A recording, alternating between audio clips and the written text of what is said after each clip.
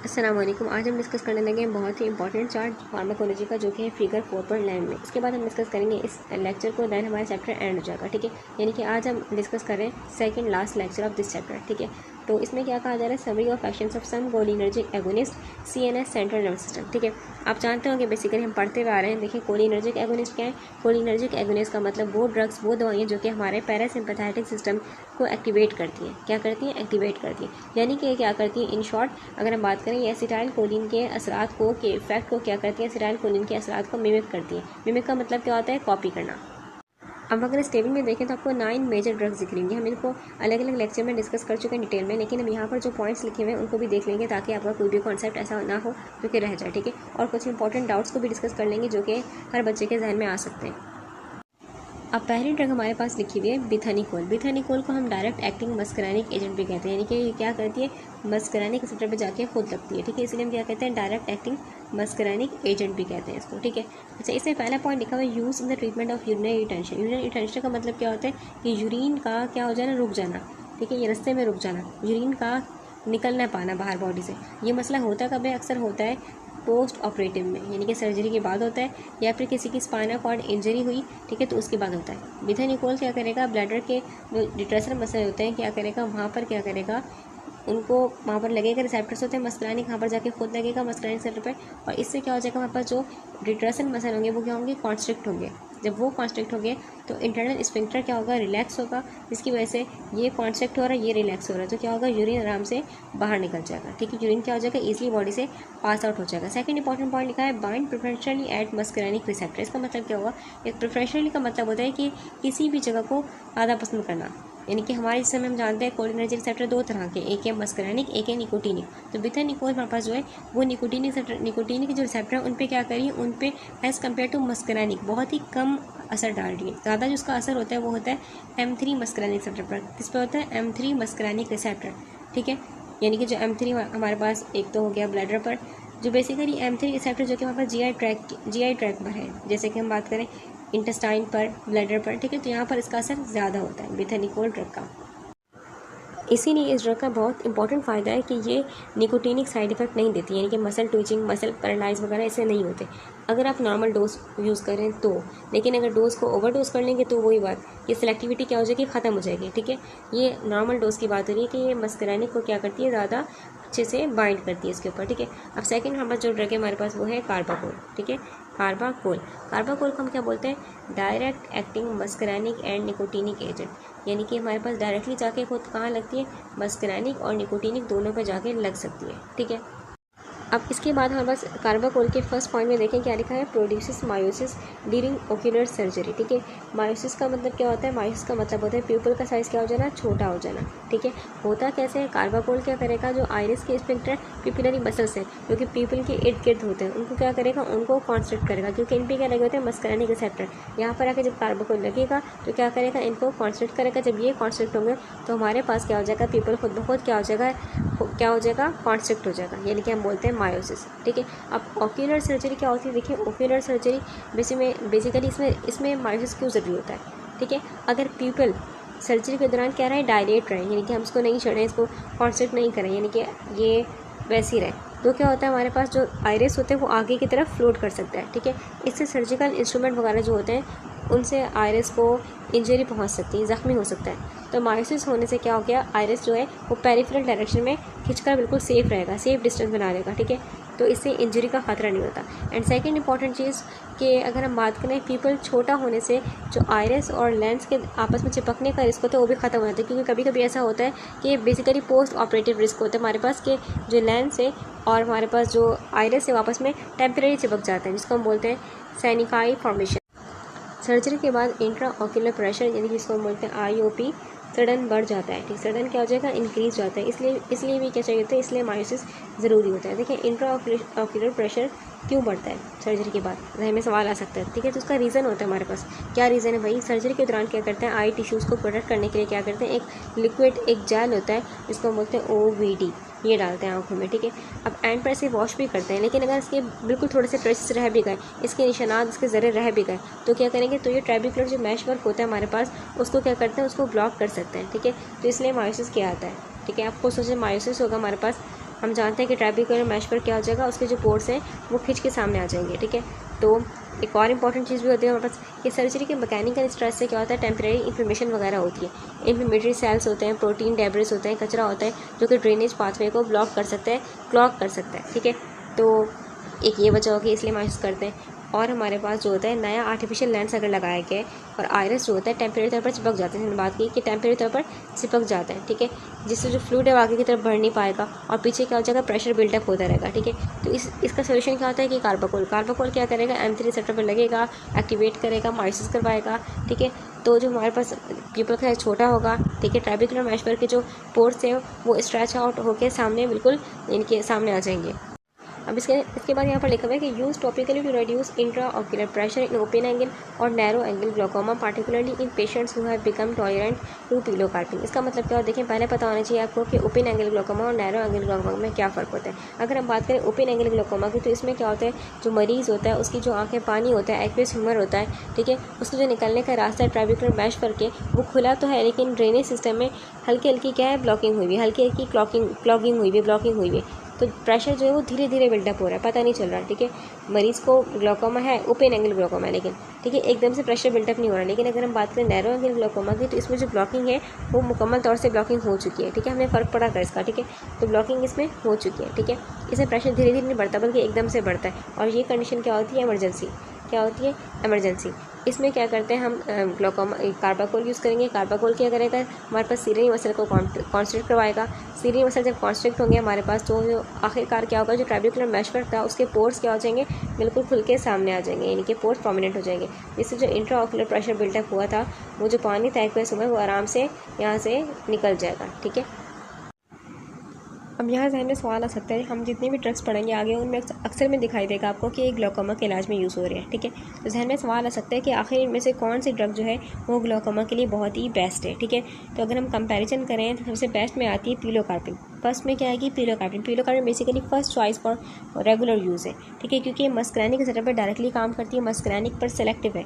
ठीक है, इसका मतलब ये क्या हुआ, पिलोकार्पिन जो हमारे पास ये मस्कुलैनिक पर सेलेक्टिव है, और हम जानते हैं कि आँख पर क्या है, मेजरली M3 मस्कुलैनिक रिसेप्टर है। ठीक है, इसका मतलब ये हुआ उसके साइड इफेक्ट्स जो होते हैं बहुत ही कम होते हैं, और अगर कोई इमरजेंसी कंडीशन क्रिएट हो गई ग्लोकोमा के लिए तो उसमें भी इसको यूज़ करते हैं। ठीक है, अगर हम बात करें फाइलोस्टिग्मिन की, तो फाइलोस्टिग्मिन हमारे पास जो ड्रग है, ठीक है, ये क्या होती है, इनडायरेक्ट एक्टिंग, यानी कि रिसेप्टर को नहीं छेड़ी बल्कि एसिटाइल कोलिन स्टीरेज एंजाइम को ब्लॉक करती है। ठीक है, और ये टर्शरी अमीन भी है, जिसकी वजह से क्या होता है, इसके बॉडी पर, इसके दिमाग पर साइड इफेक्ट्स होते हैं। ठीक है, इसलिए इसका यूज़ नहीं होता, इसको छोड़ते हैं। ठीक है, यानी कि इसको याद रखें, ग्लोकोमा के लिए पिलोकार्पिन और कार्बाकोल याद रखें। कार्बाकोल जो ड्रग है हमारे पास, ये भी ग्लोकोमा के इलाज में यूज़ होती है। ठीक है, लेकिन बेसिकली ये दोनों पे काम करती है, मस्कुलैनिक पे और निकोटीनिक पे काम करती है। और इसका बेस्ट पॉइंट ये है कि जो इसका एक्शन होता है थोड़ा लॉन्ग लास्टिंग होता है। ठीक है, थोड़ा लॉन्ग लास्टिंग होता है, और ये एसिटाइल कोलिन स्टीरेज एंजाइम से जल्दी ब्रेक डाउन भी नहीं होती। ठीक है, लेकिन हमेशा क्या करते हैं, पहले पिलोकार्पिन को ही देंगे, क्योंकि पिलोकार्पिन के साइड इफेक्ट बहुत कम है, सिर्फ मस्कुलैनिक पर सेलेक्टिव है। लेकिन अगर बंदा जो है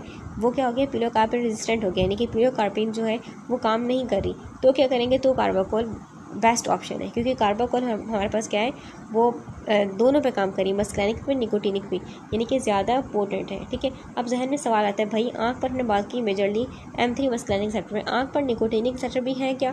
ठीक है, जहन में सवाल आ सकता है ना, कार्बाकोल दोनों पे काम करिए, मस्कुलैनिक का समझ में आ रहा है, भाई मस्कुलैनिक है, निकोटीनिक सेक्टर पर काम करने का हमें क्या फ़ायदा हो रहा है। अब ज़रा देखिएगा, फ़र्ज़ करें मेरे पास ये क्या है, आँख है। ठीक है, अब इसको सिग्नल पहुंचाने वाली जो पैरासिम्पैथेटिक नर्व होती है वो कंटिन्यूस एक ही लाइन में नहीं होती। ठीक है, बेसिकली हम जानते हैं दो हिस्सों में डिवाइडेड होगी, ऐसा ही होगा ना। ठीक है, एक होगी प्री गैंग्लियोनिक न्यूरॉन जो कि ब्रेन से निकलेगी, ब्रेन से निकल कर हमारे पास आएगी, और सीलियरी गैंग्लियन यानी कि जो हमारे पास आँख के पीछे बेसिकली एक जंक्शन है, वहाँ पर आके क्या हो जाएगी, रुक जाएगी। ये कौन सी है, प्री गैंग्लियोनिक न्यूरॉन है जो कि ब्रेन से आई है। ठीक है, अच्छा, फिर इसके बाद क्या होगा हमारे पास, फिर यहाँ इस गैंग्लियन से हमारे पास क्या होगा, यहाँ पर जो रिसेप्टर लगे होंगे निकोटीनिक रिसेप्टर होंगे, क्या होंगे, निकोटीनिक रिसेप्टर्स, मैं L लिख रही हूँ। ठीक है, फिर इस गैंग्लियन से शुरू होगी एक और नर्व जिसको हम बोलेंगे पोस्ट गैंग्लियोनिक नर्व, और ये जाएगी डायरेक्ट हमारे पास स्फिंक्टर पिपुलरी मसल जो होते हैं, पीपल के इर्द गिर्द मसल होते हैं ना, उनको बोलते हैं पिपुलरी स्फिंक्टर मसल, ये जा रही है वहाँ तक जा रही है। ठीक है, और कहाँ तक जा रही है, सीलियरी मसल्स तक जा रही है, सीलियरी मसल्स ने पढ़े थे, सीलियरी मसल्स। ठीक है, तो वहाँ तक जा रही है। ठीक है, फिर क्या होगा हमारे पास, अब कार्बाकोल को देखें, अब कार्बाकोल हमारे पास क्या करती है, पहला काम तो भाई ये करेगी कि M3 रिसेप्टर जो है उन पर जाकर बाइंड होगी। जब उन पर जाकर बाइंड होगी तो क्या होगा, हमारे पास पीपल छोटा हो जाएगा, कॉन्स्ट्रिक्ट हो जाएगा, ठीक है। और क्या होगा, ट्रैबिकुलर मैशवर्क जो होगा उसके पोर्स खुल के सामने आ जाएंगे, ठीक है, जिससे इंट्राऑक्यूलर प्रेशर कम हो जाएगा। एक काम तो ये करिए जो कि पिलोकार्बिन भी करिए। लेकिन ये अनोखा काम क्या करती है, ये बेसिकली यहाँ पर क्या करती है, जो कार्बाकोल बेसिकली क्या करती है, सीलियरी गैंग्लियन है ना, ये गैंग्लियन, ठीक है, यहाँ तक पेनिट्रेट कर देती है। यहाँ तक पेनिट्रेट जब पहुँच जाएगी, ठीक है, तो क्या करेगी, जो हमारे पास ये न्यूरोनल निकोटिनिक रिसेप्टर्स है ना, क्योंकि न्यूरोनल क्यों कह रहे हैं, क्योंकि नर्व यहाँ नर्व है, ये प्री नर्व है, ये पोस्ट निग्नलिक नर्व है, ठीक है, दोनों नर्व है, दोनों, यहाँ भी नर्व है, यहाँ भी नर्व है। तो इसको हम क्या बोलेंगे, निकोटिनिक रिसेप्टर तो है लेकिन न्यूरोनल बोलेंगे, न्यूरोनल, क्योंकि दोनों नर्व हैं आसपास, ठीक है। तो न्यूरोनल निकोटिनिक रिसेप्टर पर जो बेसिकली हमारे पास रिसेप्टर्स हैं, ठीक है, यहाँ पर क्या हो जाएगी, यहाँ पर आके लगेगी, ठीक है। अब जब कार्बाकोल इन रिसेप्टर पर आके लगा, ठीक है, तो इससे क्या होगा, हमारे पास एक्साइटेशन होगी, यानी कि सिग्नल जो होगा वो पोस्ट गैंग्लियनिक नर्व में ट्रैवल करेगा, ठीक है। जब इसमें ट्रैवल करेगा तो आखिरकार होगा क्या, कि जो एसिटाइल कोलिन है, नेचुरल एसिटाइल कोलिन जो कि इसमें बन रहा है पोस्ट गैंग्लियनिक नर्व में, वो ज़्यादा क्वांटिटी में निकलेगा। क्या होगा, ज़्यादा क्वांटिटी में निकलेगा, ठीक है। अब ये नेचुरल एसिटाइल कोलिन है, ठीक है, ये क्या करेगा, हमारे पास ये आँख में ज़्यादा, जाहिर सी बात ज़्यादा है, ठीक है, तो क्या करेगा, जो M3 रिसेप्टर उनको बार बार हिट करेगा, क्या करेगा, बार बार हिट करेगा। यानी कि कार्बाकोल सिर्फ खुद काम नहीं करी, बल्कि वो आपकी अपनी नर्व से भी क्या कर रही है, एक्स्ट्रा नेचुरल एसिटाइलकोलिन निकलवा रही है, यानी कि एक्शन क्या करिए, डुअल एक्शन करिए। देखिए जब हम पिलोकार्पिन यूज़ करते हैं तो पिलोकार्पिन लेने से जो मरीज़ होता है, मरीज़ टॉलरेंस हो जाता है। टॉलरेंस मतलब क्या, यानी कि महीनों तक पिलोकार्पिन यूज़ कर रहे हैं, ठीक है, तो उसकी जो आँख में M3 रिसेप्टर्स हैं वो क्या हो जाएंगे, डीसेंसिटाइजेशन, उनको फ़र्क नहीं पड़ा, क्या फ़र्क नहीं पड़ा, यानी कि वो रिसेप्टर कंटिन्यूसली हीट हो रहे हैं जब पिलोकार्पिन से, तो आखिरकार वो थक जाएंगे, ठीक है, और बिल्कुल बेसिकली कोई सिग्नल नहीं जाएगा अंदर, एक वक्त आएगा, ठीक है। तो अब पिलोकार्पिन देने का फ़ायदा ही नहीं, तो क्योंकि उससे कॉन्ट्रैक्शन ही नहीं मिल रही, ठीक है। तो अब कार्बाकोल कैसे करेगा, कार्बाकोल बेसिकली जैसे मैंने बात की कि ये एसिटाइलकोलिन की क्वांटिटी को क्या कर रहा है, बढ़ा रहा है, इसका डुअल एक्शन है ना, तो ये हमारे लिए क्या होगा, उस वक्त फ़ायदेमंद होगा, ठीक है। ये दो तरीके से काम कर रहा है, बार बार ये एक तो कॉन्ट्रैक्शन करवा रहा है, दूसरा एसिटाइलकोलिन की क्वांटिटी को बढ़ा रहा है। जब एसिटाइलकोलिन की क्वांटिटी हाई है और बार बार रिसेप्टर को हिट करिए तो सिग्नल जो होगा वो थोड़ा सा बेसिकली मोड से थोड़ा इफेक्टिव होगा। इसके बाद रख हमारे पास है पिलोकार्पिन। पिलोकार्पिन में क्या लिखा है, फर्स्ट पॉइंट हम डिस्कस कर चुके हैं ऑलरेडी। अच्छा, पिलोकार्पिन को हम इमरजेंसी में यूज़ करते हैं। अगर पिलोकार्पिन एक तरफ है, एक तरफ कार्बाकोल है, तो इमरजेंसी कंडीशन में क्या करते हैं, पिलोकार्पिन को ही यूज़ करते हैं। क्यों, क्योंकि ये मिनट्स में असर करती है as compared to carbachol. Carbachol थोड़ा टाइम लेती है, पिलोकार्पिन क्या करती है, मिनट्स में ही काम करना शुरू कर देगी, ठीक है। और एक और इंपॉर्टेंट बात कि बेसिकली ये क्या है, हम जैसे जानते हैं कि मस्करैनिक रिसेप्टर पे स्पेसिफिक है, यानी कि इमरजेंसी में मरीज़ जो है वो पहले ही बहुत शदीद पेन में होता है। अगर ग्लोकोमा की बात करें, जाहिर सी बात उसका शदीद इंट्राऑक्यूलर प्रेशर बढ़ा हुआ है, ठीक है।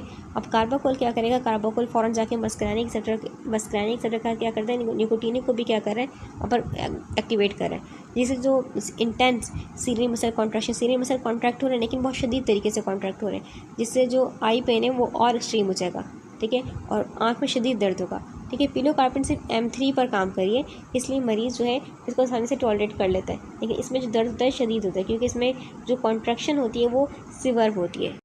इसके बाद सेकंड पॉइंट लिखा हुआ है कि बाइंड प्रेफरेंशियली एट मस्करैनिक रिसेप्टर, यानी कि ये मस्करैनिक रिसेप्टर पे क्या करती है, काम करती है, निकोटिनिक पर काम नहीं करती। इसलिए क्या करती है, हमारे पास जो एक्सोक्राइन ग्लैंड्स, जो बॉडी के सिक्रेटरी ग्लैंड्स हो गए, उनको क्या करती है, स्टिमुलेट करती है। खासतौर पर अगर हम बात करें स्लाइवरी ग्लैंड्स की बात करें, लैक्रिमल ग्लैंड्स की बात करें, उनको क्या करेगी, उनको एक्टिवेट करती है, ठीक है। इसी प्रॉपर्टी की वजह से क्या करते हैं, इसको एक डिसीज़ में इस्तेमाल करते हैं। उसमें क्या होता है, हमारा जो मुँह है बहुत ड्राई होता है, उसको बोलते हैं ड्राई माउथ ज़ीरोस्टोमिया। ड्राई माउथ का मतलब यानी कि ज़ीरोस्टोमिया। और क्या, जो आंखें बहुत खुश्क हो गई, ठीक है, इनके हमारे पास आंखें क्या हो गई, बहुत खुश, ठीक है। तो ये क्या करेगा, दोबारा टीयर ग्लैंड्स को क्या करेगा, थोड़ा स्टिमुलेट करेगा, ठीक है, और स्लाइवरी ग्लैंड्स को स्टिमुलेट करेगा, तो ये कंडीशन बेहतर हो जाएगी, ठीक है। तो इस कंडीशन का बेसिकली बीमारी इसकी प्रॉपर्टी का क्या करते हैं, यूज़ करते हैं, ठीक है। इसी बात हमारे पास थर्ड पॉइंट लिखा हुआ है, uncharged tertiary amine that can penetrate the CNS। देखिए हमारे पास जो ब्लड ब्रेन बैरियर है ना, वो फैट से बना हुआ है, लिपिड से बना है, हम पढ़ते हुए आ रहे हैं, ठीक है। तो जो ड्रग्स पोलर होंगी, जो ड्रग्स चार्ज होंगी, यानी कि वो इस मेम्ब्रेन को, इस ब्लड ब्रेन बैरियर को क्रॉस नहीं कर पाएंगी, ठीक है। जैसे कि हम बात करें क्वाटरनरी अमीन स्ट्रक्चर था न्यू स्टिग्मिन का, ऐसे था ना क्वाटरनरी अमीन स्ट्रक्चर न्यू स्टिग्मिन का, तो न्यू स्टिग्मिन इस ब्लड ब्रेन बैरियर को क्रॉस नहीं कर पा रही थी, यानी कि दिमाग तक नहीं पहुंच पा रही थी, ठीक है। लेकिन अगर हम इसकी बात करें तो बेसिकली अनचार्ज है, कोई चार्ज नहीं है इसके ऊपर, ठीक है। तो इसलिए क्या कर लेती है, इसलिए ये इस मेम्ब्रेन को, ब्लड ब्रेन बैरियर को क्रॉस करेगी, इस फैट मेम्ब्रेन को क्रॉस करेगी और ब्रेन तक पहुँच पाएगी, ठीक है। इसका मतलब ये हुआ कि पिलोकार्पिन हमारे पास क्या करती है, दिमाग में जाकर पेनिट्रेट करने की एबिलिटी रखती है। अब यहाँ ये बात जहन में रखिए कि नॉर्मल अगर हम बात करें कंडीशन में, इसको हम यूज़ करते हैं ग्लोकोमा के इलाज में, ठीक है। तो वहाँ पर तो हम आँख में ड्रॉप डाल रहे हैं, लोकली डाल रहे हैं ना, तो वो ड्रॉप्स की क्वांटिटी इतनी कम होती है, अगर हल्का फुल्का चला भी गया खून में, तो अगर हल्का फुल्का ब्रेन तक उसने पहुँच भी गई ड्रग, तो वो बहुत ही कम डोज में होगी कि साइड इफेक्ट्स कॉज नहीं करेगी। लेकिन अगर हम स्पेसिफिकली हम ओरली ड्रग इसको इनटेक करें, जैसे कि इस कंडीशन में कि मुँह बिल्कुल ड्राई हो चुका था, आंसू बिल्कुल वो हो चुके थे, ठीक है, तो उसमें कंडीशन में यूज़ करें, तो इसमें क्या होता है, इसमें हमारे पास ये इसकी हल्की फुल्की अमाउंट दिमाग तक पहुँच जाती है, यानी थोड़ी ज़्यादा पहुँच जाएगी, ठीक है, और साइड इफेक्ट थोड़े प्रोमिनेंट हो गए। लेकिन अगर इसकी ओवरडोज कर ली तो साइड इफेक्ट और क्या हो जाएंगे, और बढ़ जाएंगे, ठीक है। तो basically depend on the dose, depend on the route. अगर हम लोकली आँख पे इस्तेमाल करें तो जो साइड इफेक्ट्स होंगे वो ना होने के बराबर होंगे। अब देखिए हम ड्रग नेक्स्ट हमारे पास है फाइजोस्टिग्मिन। ये जो है इनडायरेक्ट एक्टिव ड्रग है, यानी कि ये क्या करिए एसिटाइल कोलिन स्टीरेज एंजाइम को क्या करिए ब्लॉक करिए, जिसकी वजह से क्या हो रहा है, एसिटाइल कोलिन की क्वांटिटी बॉडी में बढ़ रही है, ठीक है। एसिटाइल कोलिन की क्वांटिटी जब बढ़ रही है, अगर हम बात करें जीआई ट्रैक और यूरिनरी ब्लैडर के जो स्मूथ मसल्स हैं, उनमें क्या हो रहा है, उनमें भी एसिटाइल कोलिन का लेवल हाई है, ठीक है, क्योंकि पूरी बॉडी में एसिटाइल कोलिन स्टीरेज एंजाइम को ब्लॉक कर दिया गया, ठीक है। अच्छा, फिर हमारे पास क्या होगा, अब फर्स्ट करें मेरे पास ये M3 रिसेप्टर, ये इंटेस्टाइन है, जब यहाँ पर एसिटाइल कोलिन की क्वांटिटी हाई है, तो ये क्या होंगे, रिसेप्टर थोड़ा फोर्सफुली क्या होंगे, इन पे ये एसिटाइल कोलिन पे काम करेगी, ठीक है, क्योंकि ज़्यादा इफेक्ट जो ज़्यादा पोटेंट होगा, ज़्यादा थोड़ा स्ट्रॉन्ग इफेक्ट होगा, ठीक है। M3 रिसेप्टर एक्टिवेट हुए, ठीक है, जिससे क्या होगा, जो इंटेस्टाइन की मूवमेंट पेरिस्टाल्सिस होती है वो थोड़ा सा बेसिकली फास्ट हो जाएगी, क्या हो जाएगी, फास्ट, खाना जो आगे की तरफ पुश हो रहा था वो जल्दी पुश होगा। एंड ब्लैडर मोटिलिटी, यानी कि क्या करेगी, ब्लैडर के जो डिट्रेसर मसल इनको क्या करेगी, कॉन्स्ट्रिक्ट करेगी। जब ये कॉन्स्ट्रिक्ट होंगे और जो इंटरनल स्फिंक्टर ये क्या होगा, रिलैक्स होगा, ठीक है, तो यूरिन जो होगा वो आराम से यूरिन का फ्लो, यानी कि यूरिन इजीली पास आउट हो जाएगा, ठीक है। हालांकि बेसिकली ये मोटिलिटी को बढ़ा रही है और डिट्रेसर मसल को भी क्या करिए, कॉन्स्ट्रिक्ट करिए, लेकिन फिर भी क्लिनिकल प्रैक्टिस में अगर हम बात करें इंटेस्टिनल और ब्लैडर के लिए न्यूस्टिग्मिन को यूज़ करते हैं या फिर बिथेनिकोल वगैरह को यूज़ करते हैं। क्यों, क्योंकि बेसिकली जो फाइजोस्टिग्मिन हमारे पास ड्रग है, ये दिमाग में जाकर क्या कर सकती है, अननेसेसरी सिस्टमिक टॉक्सिसिटी पैदा कर सकती है। सेकंड पॉइंट में लिखा गया है कि reduces intraocular pressure in glaucoma, यानी कि ये ड्रग हमारे पास क्या करेगी, पूरी बॉडी में जब एसिटाइल कोलिन की क्वांटिटी हाई है, देखिए आँखें में जाहिर सी बात है हाई है, जब आँख में जाहिर सी बात है हाई है, तो आँख पर जो रिसेप्टर्स होंगे मस्कुलानिक निकोटिनिक, उन पर ये एसिटाइल कोलिन क्या करेगा, बार बार ट्रिगर करेगा, जिससे इंट्राऑक्यूलर प्रेशर जो होगा वो कम हो जाएगा, ठीक है। ग्लोकोमा के इलाज में यानी कि इसको यूज़ कर सकते हैं, ठीक है। लेकिन अब इसकी जगह सेफ ऑप्शन आ गए, पिलोकार्पिन की बात करें, पिलोकार्पिन सेफ ऑप्शन है, फिर टॉपिकल बीटा ब्लॉकर्स भी आ गए, वो भी यूज़ होते हैं, क्योंकि जो फाइजोस्टिग्मिन ड्रग है ना हमारे पास, इसकी वजह से कैटरेक्ट के जो चांसेस होते हैं, मोतिया के चांसेस होते हैं, और सिस्टमिक एब्जॉर्प्शन का जो रिस्क होता है वो ज़्यादा होता है, दिमाग तक भी पहुंच जाती है, ठीक है, इसलिए इसका यूज़ अब नहीं होता, हम बोल सकते हैं, ठीक है। इसके बाद देखा हुआ है कि reverses CNS and cardiac effect of tricyclic anti depressant. इसका मतलब क्या हुआ, देखिए ट्राईसाइक्लिक एंटी डिप्रेसेंट जैसे कि हम बात करें एमीट्रिटाइलिन फॉर एग्जाम्पल, ये एंटी डिप्रेसेंट है, ठीक है, ये एंटी डिप्रेसेंट ड्रग है।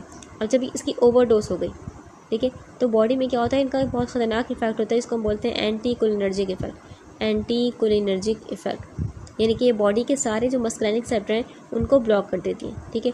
तो मरीज़ को क्या होगा, जाहिर सी बात है, अब मरीज़ की कंडीशन क्या होगी, कन्फ्यूजन ब्रेन में, हार्ट में टैकीकार्डिया, ठीक है। फाइजोस्टिग्मिन क्या करेगा, इस कंडीशन में एज ए एंटीडोट काम करता है, क्योंकि क्या करता है, ये आराम से इस ब्लड ब्रेन बैरियर को क्रॉस कर लेता है, ब्लड ब्रेन बैरियर को क्रॉस करके दिमाग तक भी पहुंच सकता है, ठीक है।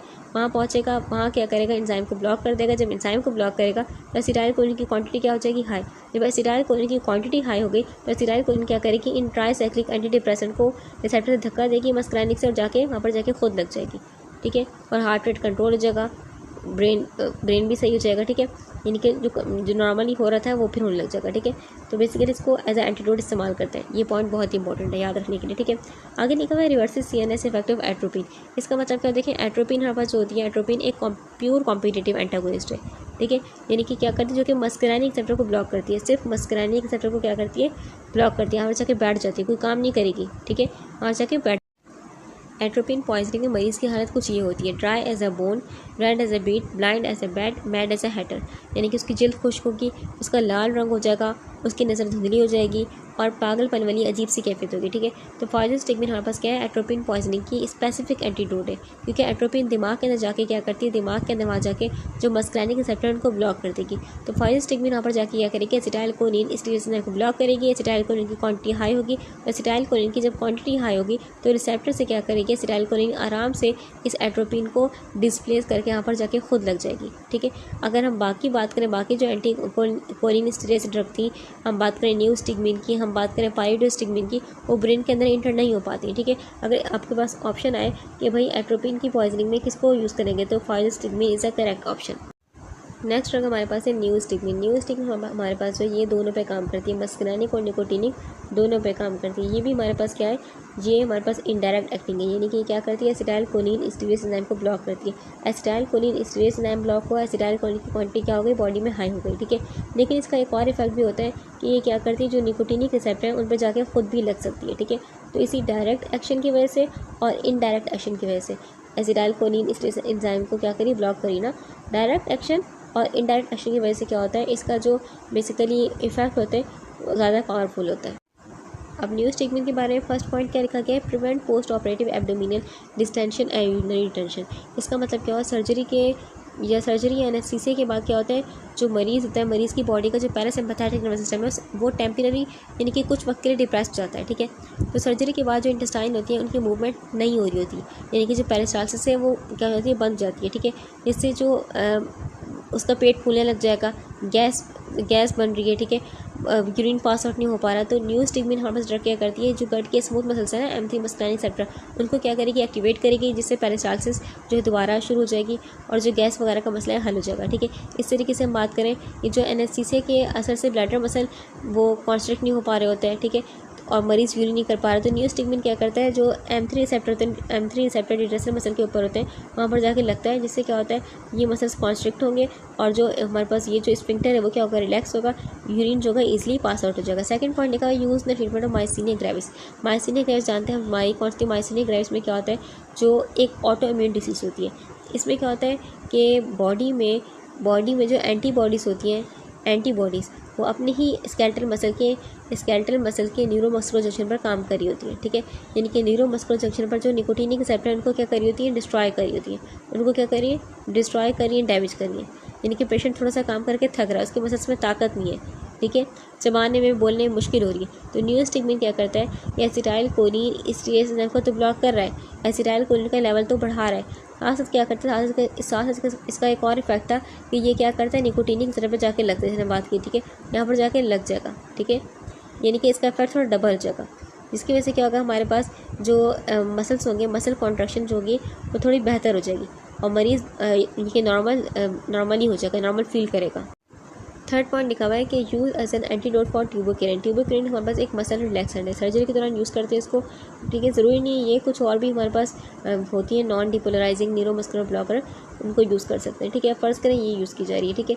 अब हमारे पास सर्जरी खत्म हो गई, सर्जरी खत्म होने के बाद क्या करना होगा, मरीज़ के जो मसल्स हैं उनको दोबारा सही करना होगा, ठीक है। उसके लिए क्या करते हैं, न्यूस्टिगमिन एज ए एंटीडोट काम करेगा। न्यूस्टिगमिन क्या करेगा, हमारे पास ये एसिटाइलकोलिन की क्वांटिटी को बढ़ाएगा। जब एसिटाइलकोलिन की क्वांटिटी बढ़ जाएगी, ठीक है, तो ट्यूबोक्रेन को हमारे पास ये जो न्यूरोमस्कुलर जंक्शन थे, ठीक है, मसल्स के निकोटिनिक रिसेप्टर थे हमारे पास, ठीक है, वहाँ पर क्या कर देगा, वहाँ से हटा देगा, ठीक है। एसिटाइलकोलिन की क्वांटिटी को भी बढ़ा दिया और खुद भी जाके लग सकता है, ठीक है। तो डुअल एक्शन की वजह से ट्यूबोक्रेन वहाँ से हट गया और हमारे पास दोबारा जो पेशेंट के मसल्स से दोबारा नॉर्मल हो गए, ठीक है। अब जहाँ एक बहुत ही इंपॉर्टेंट क्लिनिकल पॉइंट है कि अगर हम ट्यूबोक्रेन के एंटीडोट में न्यूस्टिगमिन दे रहे हैं, ठीक है, लेकिन इसमें क्या होता है, रिस्क होता है, क्योंकि ये क्या कर रहा है, हमारे पास न्यूस्टिगमिन तो एसिटाइलकोलिन की क्वांटिटी को बढ़ा रहा है। जब एसिटाइलकोलिन की क्वांटिटी बढ़ी तो मस्कुलानिक और निकोटिनिक दोनों पे क्या करेगा, स्ट्रॉन्ग इफेक्ट देगा ना, ठीक है। तो अगर हम एंटीडोट के लिए इस्तेमाल करें, ट्यूबोक्रेन के एंटीडोट के लिए, तो क्या करते हैं, साथ में एक और ड्रग भी क्या करते हैं, कॉम्बिनेशन यूज़ करते हैं। वो किस कॉम्बिनेशन वो होता है हमारे पास एट्रोपिन का, एट्रोपिन या ग्लाइकोपाइरुलेट भी इस्तेमाल कर सकते हैं, ठीक है। एट्रोपिन या ग्लाइकोपाइरुलेट ये ड्रग्स क्या करते हैं, ये जाके हमारे पास जो मस्कुलानिक है उनको ब्लॉक कर देंगे। जब मस्कुलानिक ब्लॉक हो गए ठीक है। तो जो साइड इफेक्ट्स मस्कुलानिक पे हो, जैसे कि अगर फॉर एग्जांपल मस्कुलानिक को ब्लॉक नहीं किया गया तो हार्ट रेट बहुत ड्रॉप हो सकता है, यानी कि ब्राइडिकार्डिया हो सकता है, सिक्रीशन बहुत बढ़ सकती है, ठीक है, स्लाया बहुत आ रहा है, ठीक है, टेयर्स बहुत आ रहे हैं, ठीक है, टेयर्स ज़्यादा एक्टिवेट हो गए, ठीक है। तो हम इस कॉम्बिनेशन को यूज़ करेंगे ताकि ये क्या करते हैं, मस्कुलानिक को ब्लॉक कर दे, ये सेफली जाके सिर्फ जो मसल्स के निकोटिनिक सेंटर हैं वहाँ से क्या करते हैं, वहाँ से ट्यूबोकेरेन को हटाते हैं, ठीक है। तो ये बहुत ही इंपॉर्टेंट पॉइंट है, इसको याद रखिएगा। इसके बाद देखा हुआ है it has long duration of action 2 to 4 hours, यानी कि इसका काम करने का दौरान ये कितने 2 से 4 घंटे, ठीक है। अगर हम कंपैरिजन करें इसका एड्रोफोनियम ड्रग से, तो एड्रोफोनियम ड्रग हमारे पास जो है ये सिर्फ 10 से 20 मिनट काम करती है बॉडी में, ठीक है, वो बॉडी से निकल जाती है, ठीक है। तो यहाँ पर बहुत ही इंपॉर्टेंट पॉइंट है कि एड्रोफोनियम हमारे पास बहुत ही शॉर्ट एक्टिंग ड्रग है, ठीक है। इसमें फर्स्ट पॉइंट क्या लिखा है, फॉर डायग्नोसिस ऑफ मायसीनिया ग्रेविस, ठीक है, यानी कि अगर हमें पता करना है कि मायसीनिया ग्रेविस है भी या नहीं तो क्या करते हैं, इस ड्रग को यूज़। देखिए जो एड्रोफोनियम ड्रग है इसको कभी भी डेली यूज़ के लिए यूज़ नहीं करते, डेली ट्रीटमेंट के लिए यूज़ नहीं करेंगे, बल्कि सिर्फ डायग्नोसिस के यूज़ करते हैं, डायग्नोसिस के लिए। और इसको हम कहते हैं टैनसिलॉन टेस्ट, ठीक है। इसका ड्यूरेशन एक्शन बहुत शॉर्ट है, ठीक है, तो मरीज़ को बार बार दिन में लेनी पड़ेगी, इसलिए इसका सिर्फ डायग्नोस करने के लिए टैनसिलॉन टेस्ट कहते हैं इसको, ठीक है। अब फर्ज करें एक पेशेंट है, एक मरीज़ जिसके मसल क्या है, बहुत वीक है, ठीक है, और उसको बहुत वीकनेस हो रही है बोलने में, ठीक है। तो IV के ज़रिए क्या देंगे, एड्रोफोनियम ड्रग देंगे। अब क्योंकि ये बहुत फास्ट तरीके से मिनट में काम करना शुरू करेगी, ठीक है, 1 मिनट में काम करना शुरू कर देगी, 30 से 60 सेकंड लगते हैं इसको काम शुरू करने में। जब ये काम करना शुरू करेगी तो मरीज़ की जो मसल्स होंगी वो दोबारा बेहतरी की तरफ आना शुरू हो जाएंगी, ठीक है, यानी कि अचानक बेहतरी महसूस हो रही होगी, आंखें पूरी खोलने लग जाएगा, मसल में ताकत महसूस होगी, ठीक है। अब ये टेम्परेरी इंप्रूवमेंट जो हमारे पास 2 से 5 मिनट तक रहेगी, 6-7 मिनट, क्योंकि ये बॉडी से जल्दी निकल जाएगी, 10 मिनट में निकल जाएगी, 10 मिनट में ये बॉडी से निकल जाएगी, ठीक है। अगर ऐसा हो रहा है यानी कि ताकत बहाल हो रही है मरीज़ की, तो टेस्ट क्या है, कन्फर्म पॉजिटिव टेस्ट है कि जो मरीज़ है उसको क्या है, मायसीनिया ग्रेविस है। देखिए मायसीनिया ग्रेविस जो पेशेंट होता है 2 वजूहत हो सकती हैं, ठीक है, उसकी मसल वीक होने की 2 वजूहत हो सकती हैं। एक वजह क्या है, क्या पता जो दवा ले रहा था वो फाइलस्टिगमिन, न्यूस्टिगमिन वगैरह, उसने उस दवा की क्या कर ली, डोज लो ले ली, ठीक है, जिसकी वजह से क्या है, रिसेप्टर खाली है, ठीक है, रिसेप्टर क्या है, खाली है, ठीक है, और मसल्स वीक हो गई, ठीक है, बस। और एक और वजह ये भी सकती है कि जो दवा थी फाइलस्टिगमिन, न्यूस्टिगमिन वगैरह, उसने क्या कर लिया, उसकी डोज ओवर डोज कर ली, ठीक है, जिससे रिसेप्टर क्या हो गया, ओवर स्टिमुलेट हो गए, मसल्स क्या हो गई, वीक हो गई, ठीक है, यानी कि 2 वजूहत हो सकती हैं, ठीक है। अब टेंसिल टेस्ट से कैसे पता चलेगा हमें, जैसे कि अगर एड्रोफोनियम देने से क्या हो रही है, मरीज़ की वीकनेस ठीक हो रही है, तो मतलब क्या है, दवा कम थी, यानी कि कन्फर्म हो गया कि मायसीनिया ग्रेविस है, ठीक है। लेकिन अगर एड्रोफोनियम देने से क्या हो रहा है, एड्रोफोनियम ड्रग देने से जो मसल्स की वीकनेस थी मज़ीद ख़राब हो रही है, हालत मज़ीद ख़राब हो रही है, तो इसका मतलब क्या है, दवा की पहले ही ओवरडोज थी, ठीक है, यानी कि कोई एनर्जी क्राइसिस था। देखिए हमारे पास जो सेकंड पॉइंट लिखा हुआ है, एज एंटीडोट फॉर ट्यूबोकेरेन, क्या मतलब है, न्यूस्टिगमिन की तरह हम एड्रोफोनियम ड्रग को भी क्या करते हैं, न्यूरोमस्कुलर ब्लॉकिंग एजेंट्स के एक्शन को रिवर्स करने के लिए देते हैं, यानी कि ट्यूबोकेरेन अगर दिया गया था, ठीक है, तो उसके एक्शन को रिवर्स करने के लिए हम इसको भी देते हैं। लेकिन मसला क्या होता है, हम इसको प्रीफर नहीं करते, क्यों नहीं करते भी समझेंगे। देखिए सर्जरी के बाद जब ट्यूबोकेरेन का असर हमने खत्म करना है तो एड्रोफोनियम हमने ड्रग दे दिया, एड्रोफोनियम ड्रग ने क्या किया, एसिटाइलकोलिन की क्वांटिटी को बढ़ा भी दिया, ठीक है। हाई कंसंट्रेशन एसिटाइलकोलिन क्या करेगा, इस ट्यूबोकेरेन को वहाँ से हटाएगा रिसेप्टर से, और एसिटाइलकोलिन आके खुद लग जाएगा, ठीक है, ऐसा ही होगा, वही काम करती है, यहाँ तक सब सेम है, ठीक है। लेकिन जो एड्रोफोनियम ड्रग है इसका जो एक्शन होता है बहुत ही कम वक्त के लिए होता है, इसलिए इसे बेसिकली रिवर्सल के लिए हम न्यूस्टिगमिन प्रेफर करते हैं, इसको प्रेफर नहीं करते, क्योंकि हमारे पास जो ट्यूबोकेरेन है ना, ट्यूबोकेरेन का इफेक्ट अभी बाकी है, ठीक है, अभी बाकी है, ट्यूबोकेरेन अभी तक है बॉडी में, ठीक है, लेकिन एड्रोफोनियम ड्रग जो है फॉर एग्जाम्पल इसका असर ख़त्म हो गया, तो क्या होगा, हमारे पास जो पेशेंट है दोबारा उसके मसल क्या हो जाएंगे, पैरालाइज हो जाएंगे, यानी कि पैरालाइज होने का खतरा होता है, ठीक है। इसलिए जो लॉन्ग सर्जरी रिवर्सल में हम न्यूस्टिगमिन को ही प्रेफर करते हैं, ठीक है, इसको प्रेफर नहीं करते because of its short duration of action, ठीक है। आगे लिखा हुआ है short duration of action 10-20 minutes, क्योंकि जो न्यूस्टिगमिन, फाइलस्टिगमिन वगैरह ड्रग है हमारे पास, ठीक है, वो जो एंजाइम होता है एसिटाइलकोलिन स्टीरेस एंजाइम, उसके साथ बॉन्ड बनाते हैं, वो कोवलेंट बॉन्ड होता है। कोवलेंट बॉन्ड क्या होता है, मजबूत बॉन्ड होता है ना, ठीक है, जिसको टूटने में 3-4 घंटे लग रहे हैं, ठीक है। लेकिन एड्रोफोनियम जो ड्रग है हमारे पास, ये एंजाइम को ब्लॉक तो कर रहा है, लेकिन एंजाइम को बेसिकली हम बोल सकते हैं नॉन कोवलेंट बॉन्ड बना रहे हैं। नॉन कोवलेंट बॉन्ड यानी कि बॉन्ड मजबूत नहीं है, ठीक है, ईजिली क्या होता है, ब्रेक आउट हो जाता है। इसके बाद कॉलम में लिखा गया है रिवास्टिगमीन, गैलेंटामाइन, डोनिपेज़न। ठीक है, ये 3 ड्रग्स लिखे गए हैं। ये CNS हमारे पास सेलेक्टिव है, ये अल्जाइमर डिसीज़ के इलाज में यूज़ होता है। ठीक है, अल्जाइमर डिसीज़ हम जानते हैं क्या होती है। इसमें हमारी मेमोरी, हमारी सोचने समझने की जो सलाहियत है और जो ब्रेन फंक्शंस हैं उनके लिए क्या ज़रूरी होता है, उनके लिए ज़रूरी होता है भाई ब्रेन के अंदर क्या होना चाहिए, acetylcholine chemical, acetylcholine neurotransmitter chemical होना चाहिए। ठीक है, लेकिन अल्जाइमर डिसीज़ में क्या होता है, अल्जाइमर डिसीज़ में हमारे पास ब्रेन के वो न्यूरॉन ब्रेन सेल्स, यानी कि हम ब्रेन सेल्स को क्या कहते हैं, न्यूरॉन कहते हैं। तो बेसिकली न्यूरॉन क्या हो जाते हैं जो कि एसिटाइलकोलिन बनाते हैं, वो धीरे धीरे क्या हो रहे हैं, मरना शुरू हो रहे हैं, डिजनरेट होना शुरू हो रहे हैं। ठीक है, स्टार्टिंग में ये होता है कि हमारे पास ये जो एसिटाइलकोलिन बनाने वाले न्यूरॉन है ये तबाह होते हैं, फिर स्लोली पूरे न्यूरॉन ही बेसिकली हो रहे होते हैं तबाह। ठीक है, तो अल्जाइमर डिसीज़ में ऐसा नहीं है कि ये बेसिकली सिर्फ एसिटाइलकोलिन बनाने वाले न्यूरॉन को तबाह करिए, बल्कि सारे न्यूरॉन्स को क्या करिए, ग्रेजुअली तबाह करती है। ठीक है, यानी कि ब्रेन में क्या हो रही है, एसिटाइलकोलिन की शुरुआत की बात करें, शुरुआत में एसिटाइलकोलिन बनाने वाले न्यूरॉन तबाह हो रहे हैं, तो एसिटाइलकोलिन की क्वांटिटी क्या होती है, बहुत ही कम हो जाती है। ठीक है, जिसकी वजह से मरीज़ होता है चीज़ें भूलने लगता है। ठीक है, उसको यानी कि चीज़ें मेमोरी उसकी क्या हो रही है, स्लोली लॉस हो रही है।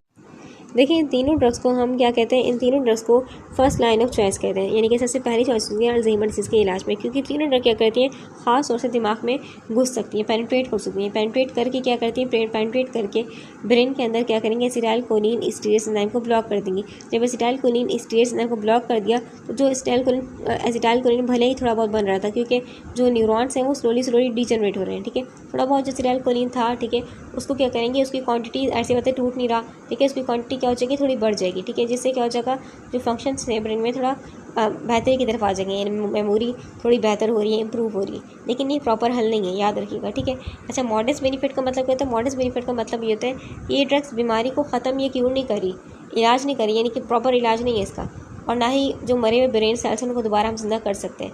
ये सिर्फ और सिर्फ क्या करिए, ये बेसिकली बोल सकते हैं उसकी मरीज़ की हालत को बेहतर करिए।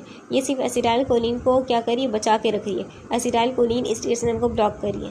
ठीक है, यानी कि इससे मरीज़ की मेमोरी वगैरह दोबारा थोड़ी स्टेबल हो रही है। आगे लिखा हमारे पास, have not been shown to reduce health care cost और डिले इन इंस्टीट्यूशनलाइजेशन। इसके बाद पॉइंट में लिखा हुआ है, have not been shown to reduce health care cost और डिले इंस्टीट्यूशनलाइजेशन। क्या मतलब हुआ, इसका मतलब ये हुआ कि ये जो बीमारी है हमारे पास, जैसे मैंने बात की कि ये सिर्फ एसिटाइलकोलिन के लेवल को बढ़ा रही है। ठीक है, असल जो हमारे पास बीमारी की वजह है, न्यूरॉन जो मर रहे हैं उनको दोबारा नहीं ठीक करी, ना ही उनको ठीक कर सकते हम, क्योंकि जो ब्रेन के न्यूरॉन है वो रीजनरेटिव है, एक बार तबाह हो गए दोबारा नहीं बन सकते। ठीक है, इसलिए ग्रेजुअली विद टाइम जो अल्जाइमर डिसीज़ होती है वो बढ़ती रहती है। ठीक है, अब इंस्टीट्यूशनाइजेशन का मतलब ये लिखा हुआ है, इसका मतलब ये होता है बेसिकली कि जो मरीज़ है, ठीक है, ऐसा नहीं कि मरीज़ की हालत बेहतर हो जाएगी, मरीज़ की हालत क्या हो जाती है कि वर्स होती रहेगी। एक वक्त आएगा उसकी जो न्यूरॉन है वो बहुत हद तक क्या हो जाएंगे, डैमेज हो जाएंगे, उसका ब्रेन जो है वो बहुत छोटा हो जाएगा, इसको बोलते हैं एट्रोफी।